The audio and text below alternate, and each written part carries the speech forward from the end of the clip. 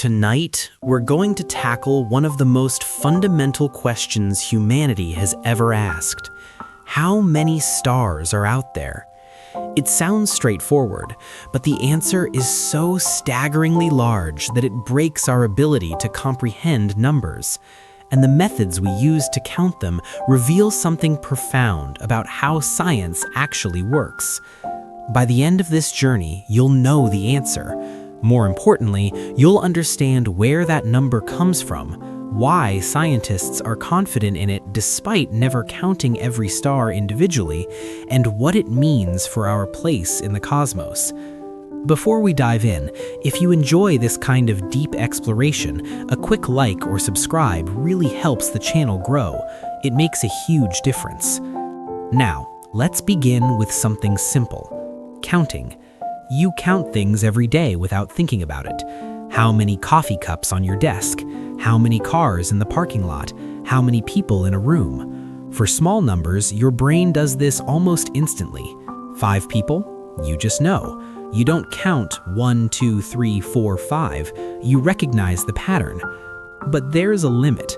Around 15 to 20 objects, your ability to instantly recognize quantity breaks down. Is it 23 people or 27? You'd have to actually count. And this limitation isn't a failure of intelligence, it's how human cognition evolved. Our ancestors needed to quickly assess threats and opportunities. How many predators? How many members of the tribe? How many animals in that herd? These numbers rarely exceeded a few dozen. We never evolved mental machinery to grasp thousands, let alone millions or billions. When someone tells you a stadium holds 65,000 people, you accept it intellectually, but you can't feel what 65,000 means the way you can feel what 5 means. You can't picture it. The number exists as an abstraction, not an intuitive reality. This creates a fundamental problem when we start talking about stars, because the numbers involved are so fantastically large that they exist completely outside our intuitive understanding.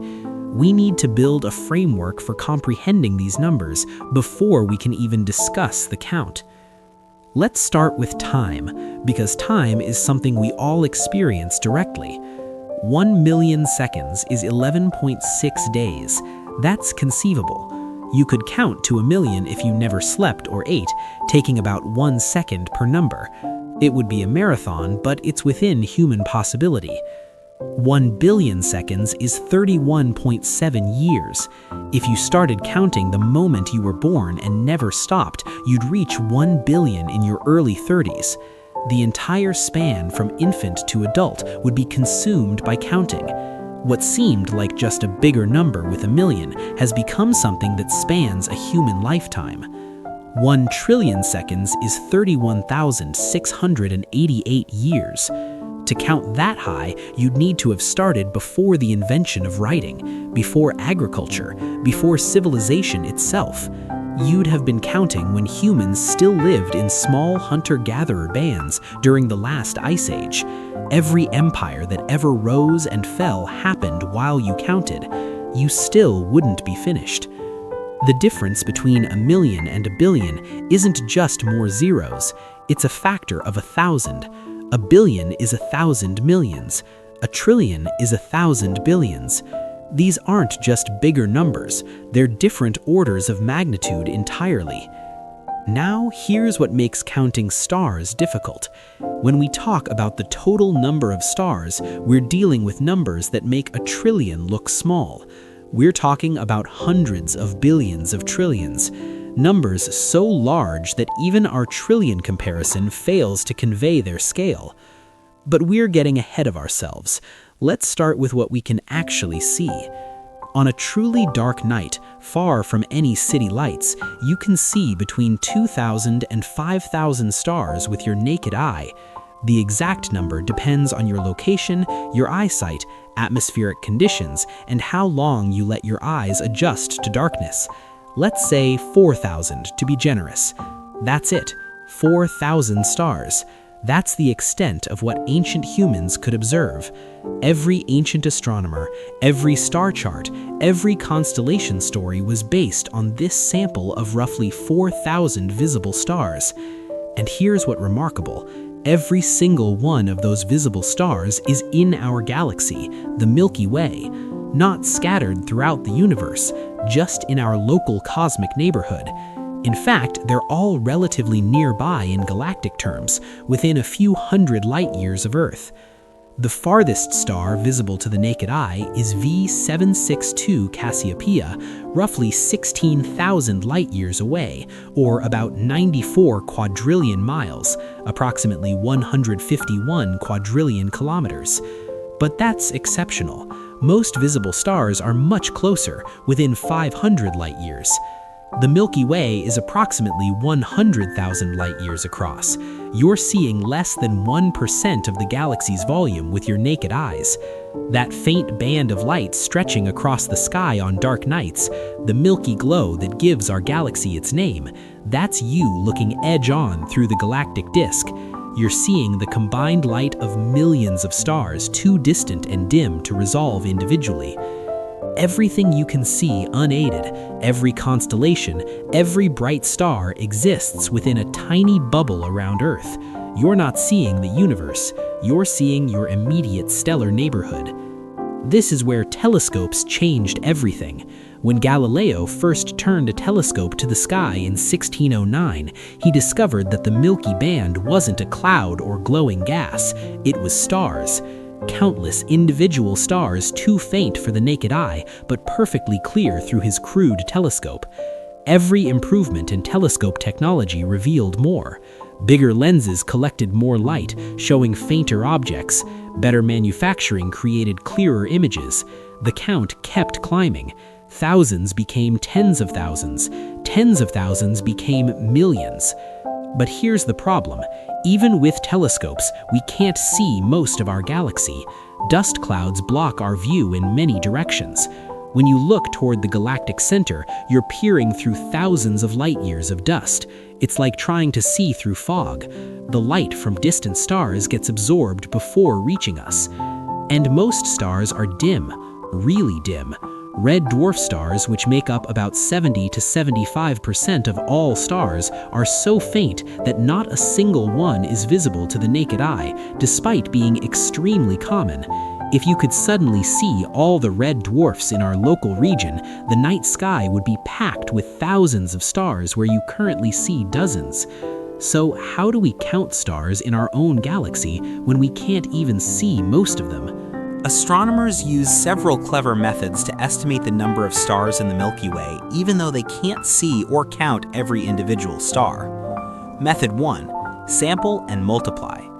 The basic idea is simple. Count stars in small regions where you have good visibility, then multiply by the total area. It's like counting trees in 1 acre of forest and using that to estimate the total for the entire forest. Astronomers pick regions of the galaxy where dust doesn't block the view. They count all the stars they can detect in that volume of space. Then they multiply by the number of similar volumes in the entire galaxy. But this requires knowing the galaxy's total volume and assuming your sample region is representative. If you happen to sample a particularly dense or sparse region, your estimate would be off. Method 2. Mass budget. This approach is more sophisticated. We can measure the total mass of the Milky Way using gravitational effects. Stars orbit the galactic center. By measuring how fast they orbit at different distances, we can calculate how much mass must be present to provide the necessary gravity. The Milky Way's total mass is approximately 1.5 trillion times the mass of our Sun. But not all of that mass is stars. Some is gas and dust. A lot is dark matter, mysterious material that doesn't emit light but does exert gravity. If we estimate what fraction is stars versus gas and dark matter, we can calculate the total stellar mass. Then, if we know the average mass of a star, we can estimate how many stars exist. The average star is less massive than the Sun because small red dwarfs are so common. The typical star has maybe 30 to 40% of the Sun's mass. Divide the total stellar mass by the average stellar mass, and you get the star count. Method 3. Luminosity comparison. We can measure the total light output of the Milky Way in various wavelengths. We can also study other spiral galaxies similar to ours and count their stars more easily because we see them from outside. By comparing the Milky Way's luminosity to galaxies where we have better star counts, we can estimate our galaxy's stellar population. It's like estimating the number of light bulbs in a building by comparing its total brightness to other buildings where you've counted the bulbs. All three methods have uncertainties and assumptions, but remarkably they converge on a consistent range. The Milky Way contains between 100 billion and 400 billion stars. Most estimates cluster around 200 billion to 250 billion. Let's use 200 billion as our working number. That's 200,000 million stars, just in our galaxy. If you counted them at 1 per second, it would take over 6,300 years. You'd need to have started counting before the pyramids were built and continue until today to finish. Think about what this means. On the darkest night, you see maybe 4,000 stars, but they're swimming in a sea of 200 billion stars you cannot see. For every star visible to your naked eye, there are 50 million invisible ones. The galaxy is incomprehensibly more populated than the night sky suggests. And this is just one galaxy. We haven't even begun counting beyond the Milky Way. For most of human history, people didn't know other galaxies existed. When astronomers looked at fuzzy patches in the sky through their telescopes, they called them nebulae and assumed they were gas clouds within the Milky Way. Some were gas clouds, but others were something far more extraordinary. The Andromeda Galaxy has been visible as a faint smudge to the naked eye for all of human history. Ancient astronomers documented it, but they had no idea what it was.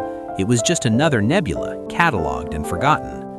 Then in 1923, Hubble made a discovery that revolutionized astronomy. Using the 100-inch Hooker telescope at Mount Wilson Observatory, the most powerful telescope of its time, Hubble found a Cepheid variable star in Andromeda. Cepheid variables are special. They pulsate with a precise rhythm, brightening and dimming with periods ranging from days to months.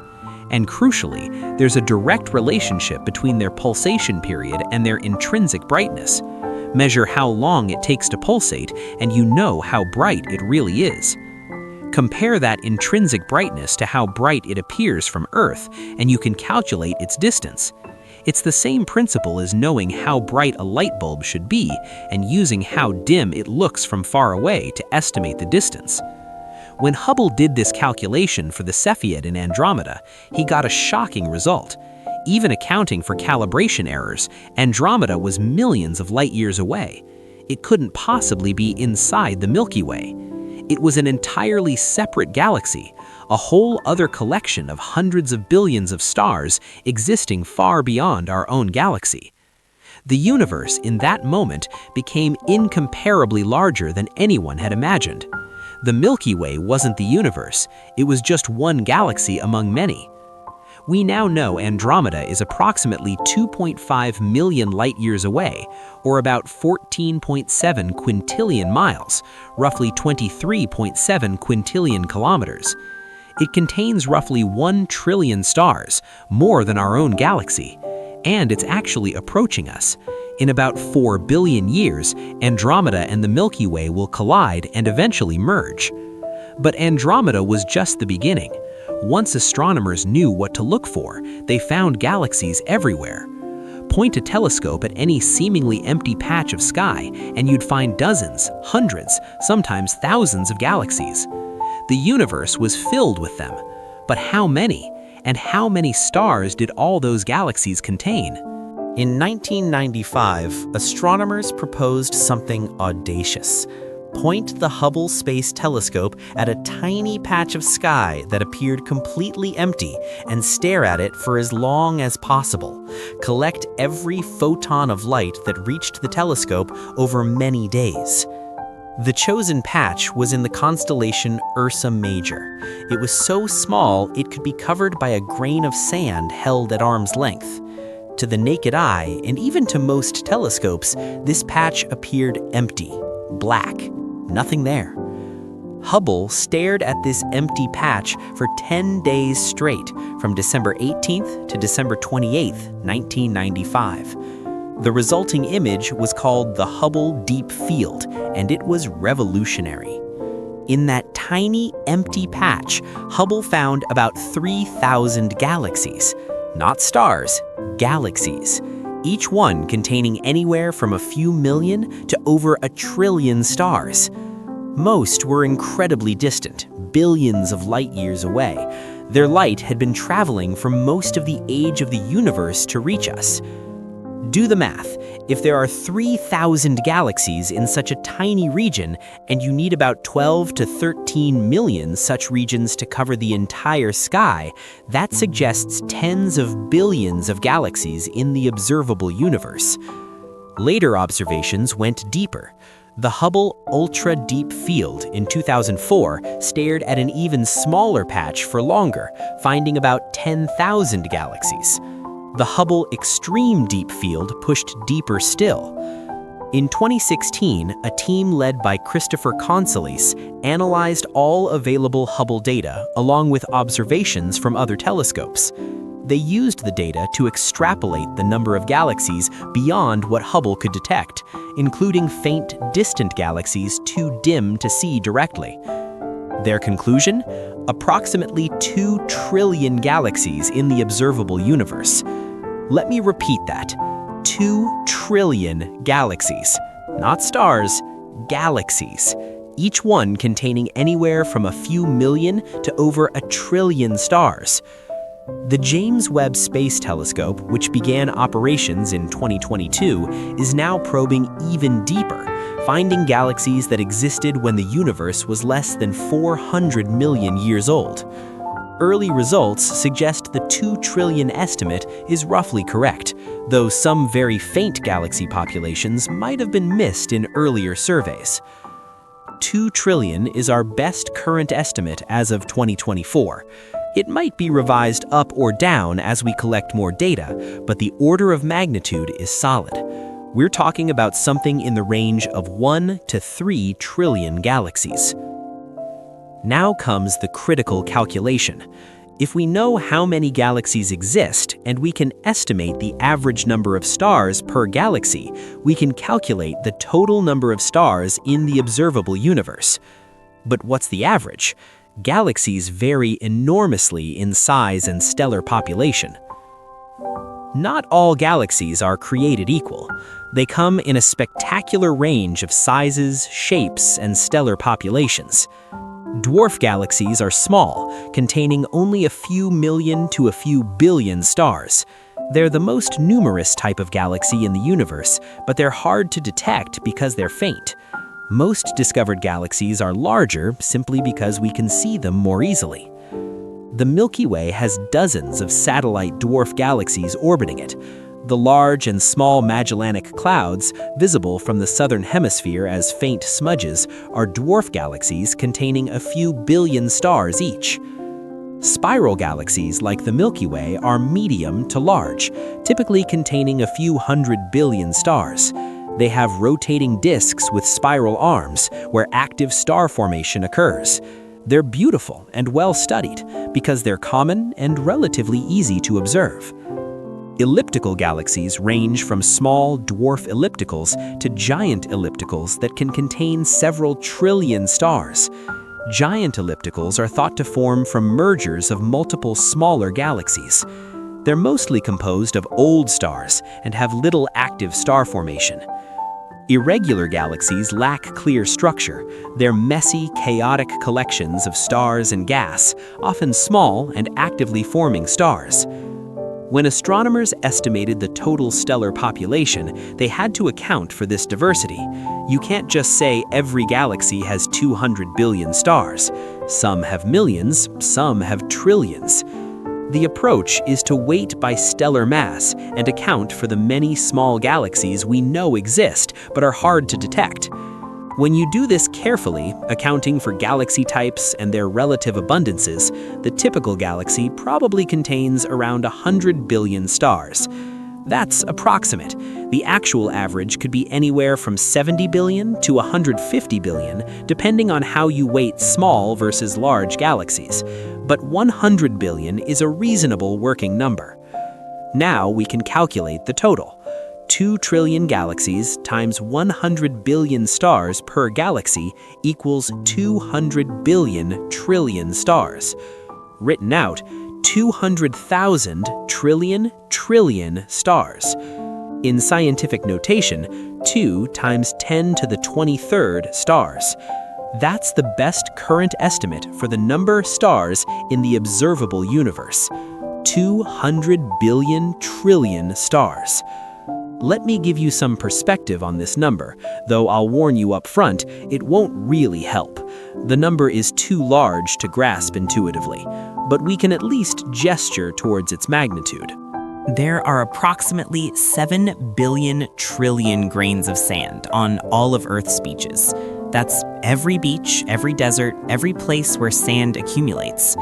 7 billion trillion. For every grain of sand on Earth, there are about 30 stars in the observable universe.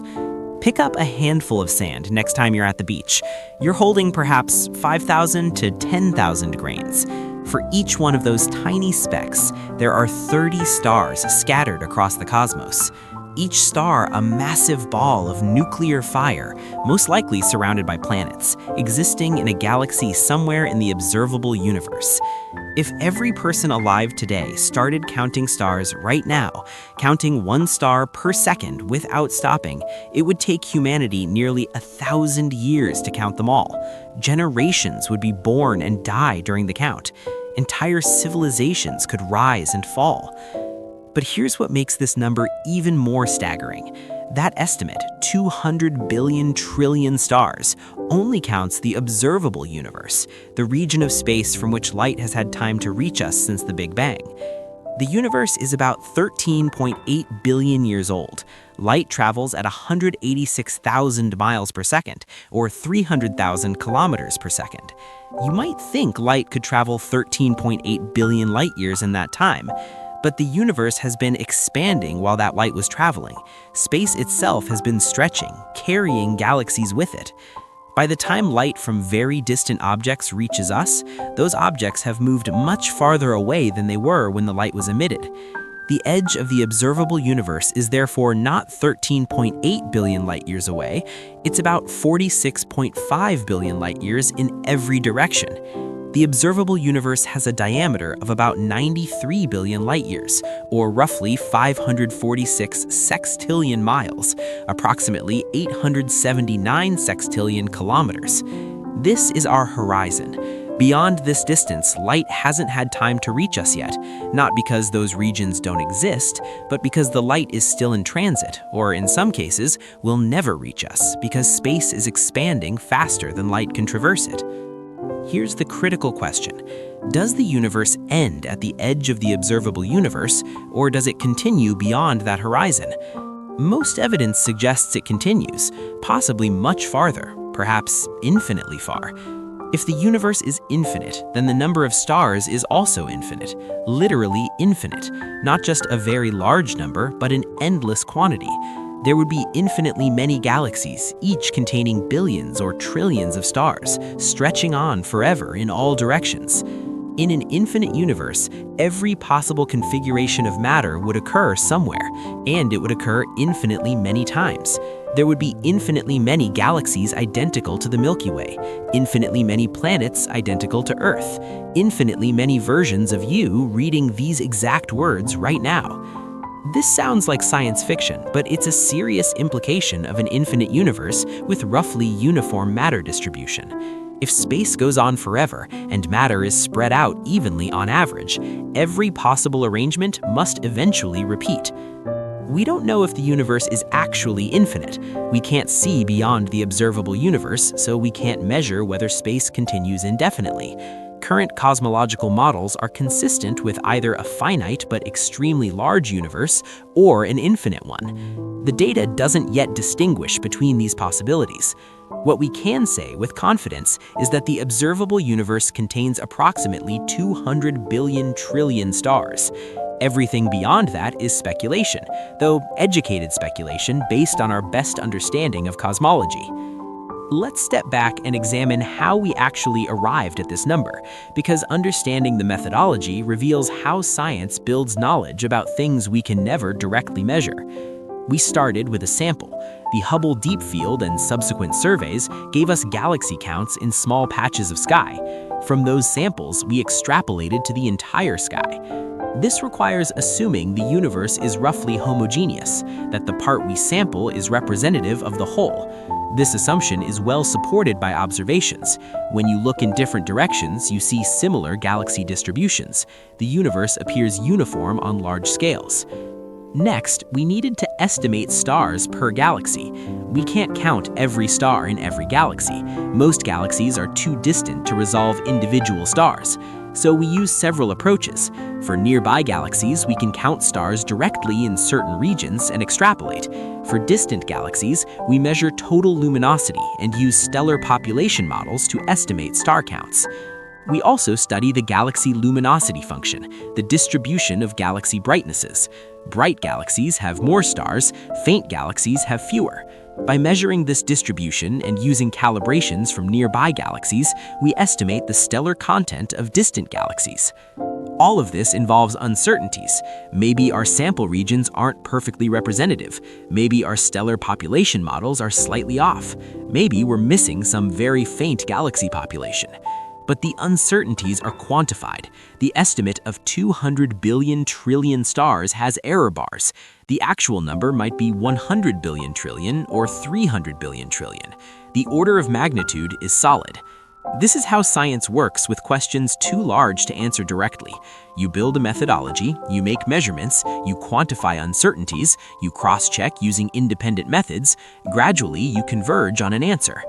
The star count isn't a wild guess. It's a measurement-based estimate with quantified uncertainties that continues to be refined as better data becomes available. Let's talk about what we're counting, because understanding stellar nature makes their number even more impressive. A star is a sphere of plasma held together by its own gravity. At the core, if the star is massive enough and hot enough, nuclear fusion occurs. Our sun fuses hydrogen into helium in its core. Every second, about 600 million metric tons of hydrogen are converted to helium. In the process, about 4 million metric tons of mass are converted directly into energy following Einstein's equation E=mc². That energy works its way from the core to the surface over thousands of years, bouncing between particles in the dense interior before finally radiating into space as light and heat. The photon that hits your face on a sunny day was created in the sun's core tens of thousands of years ago. It's been traveling through the sun's interior all that time, slowly working its way outward before finally escaping into space and completing its 8-minute journey to Earth. The sun has been doing this for 4.5 billion years and will continue for another 5 billion before exhausting its core hydrogen. At that point, it will swell into a red giant, probably engulfing Mercury and Venus, possibly Earth, before shedding its outer layers and leaving behind a white dwarf that will cool over trillions of years. This is just one star, one ball of plasma converting mass to energy through nuclear fusion, and there are 200 billion trillion of them. The total power output is almost incomprehensible. The sun produces about 380 trillion watts. If every star produced similar power, which is roughly correct on average, the total output would be about 7.6 times 10 to the 49 watts. That's 76 quintillion trillion watts flooding through space constantly. Not all stars are like the sun. They come in a spectacular range of sizes, temperatures, colors, and lifetimes. Red dwarf stars are the most common, making up 70 to 75% of all stars. They're small, with masses between 8% and 50% of the sun's mass, and they burn their fuel incredibly slowly. A red dwarf can shine for trillions of years. None that have ever formed have died yet, because the universe isn't old enough. If 75% of 200 billion trillion stars are red dwarfs, that's about 150 billion trillion red dwarfs scattered across the cosmos, none visible to the naked eye from Earth, despite being the most numerous stellar type in existence. Yellow dwarf stars, like our Sun, make up about 7 to 8% of all stars. They live for roughly 10 billion years before dying. That's still about 14 to 16 billion trillion sun-like stars in the observable universe. Then you have the massive stars, blue and white giants and supergiants, some over 100 times the Sun's mass. These are rare, perhaps 1% of all stars, but spectacularly bright. A single massive blue star can outshine 100,000 suns. These stars live fast and die young, exploding as supernovae after only a few million years. The most massive stars live for only a few million years. They're so rare and short-lived that at any given moment, there might be only a few billion of them in the entire observable universe. That sounds like a lot until you remember it's a tiny fraction of the total. For every massive star, there are tens of millions of red dwarfs. The diversity is staggering. Newborn stars just forming from gas clouds, middle-aged stars steadily fusing hydrogen, dying giants, stellar remnants like white dwarfs, neutron stars, and black holes. When we count 200 billion trillion stars, we're counting all of these, the full diversity of stellar evolution from birth to death. Before 1995, we knew of only one planetary system, ours. We suspected other stars had planets, but couldn't detect them. Then, in that year, astronomers found the first confirmed planet orbiting a sun-like star. Since then, discoveries have exploded. The Kepler Space Telescope, operating from 2009 to 2018, found thousands of exoplanets. As of 2024, we've confirmed over 5,600 exoplanets, with thousands more candidates awaiting verification. The data reveals something remarkable. Planets are common, very common. Most stars have at least one planet. Many have multiple planets. Planetary systems appear to be the default outcome of star formation, not a rare exception. If most of 200 billion trillion stars have planets, the number of planets likely exceeds the number of stars. There might be 300 billion trillion planets, maybe more. The universe is not just filled with stars, it's filled with worlds. We're particularly interested in rocky planets in habitable zones, regions around stars where temperatures allow liquid water to exist on a planet's surface. Water is essential for life as we know it. Based on Kepler data, roughly 20 to 50% of sun-like stars have at least one rocky planet in the habitable zone. Let's be conservative and say 20%. 20% of 14 billion trillion sun-like stars is about 3 billion trillion potentially habitable planets. 3 million billion worlds where conditions might be right for life. That doesn't mean all these planets have life. Habitability requires more than just the right temperature. You need the right atmosphere, protection from radiation, geological activity, probably a magnetic field, and likely many other factors we don't fully understand. But even if only a tiny fraction develop life, the absolute numbers could be staggering. If 1 in a million habitable planets has life, that's still 3 quadrillion living worlds. If 1 in a billion develops intelligent life capable of building civilizations, that's still 3 million technological societies. These are wild speculations. Our sample size for life is 1, Earth. We have no idea how common or rare the origin of life actually is. We don't know the odds of evolution producing intelligence. We don't know how long civilizations typically last. We do know that the number of stars and planets provides ample opportunity for life to exist elsewhere, even if we haven't found it yet. The number of stars hasn't always been 200 billion trillion. It's changed over cosmic history, and it will change in the future. Star formation peaked about 10 to 11 billion years ago, when the universe was roughly 3 billion years old. Galaxies were smaller, denser, and gas-rich. Stars formed at a furious pace, perhaps 10 times the current rate. Since then, star formation has declined.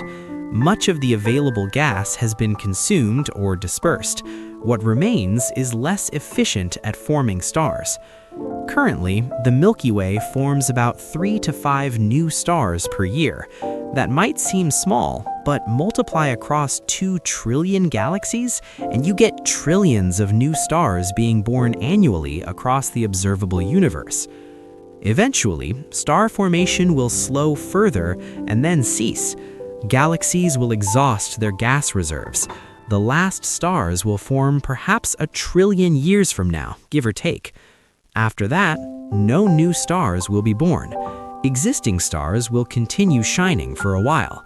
Red dwarfs will last for trillions of years, but eventually they too will die. In about 100 trillion years, star formation will have ended, and most stars will have burned out. The universe will be much darker, populated mainly by white dwarfs, brown dwarfs, neutron stars, and black holes.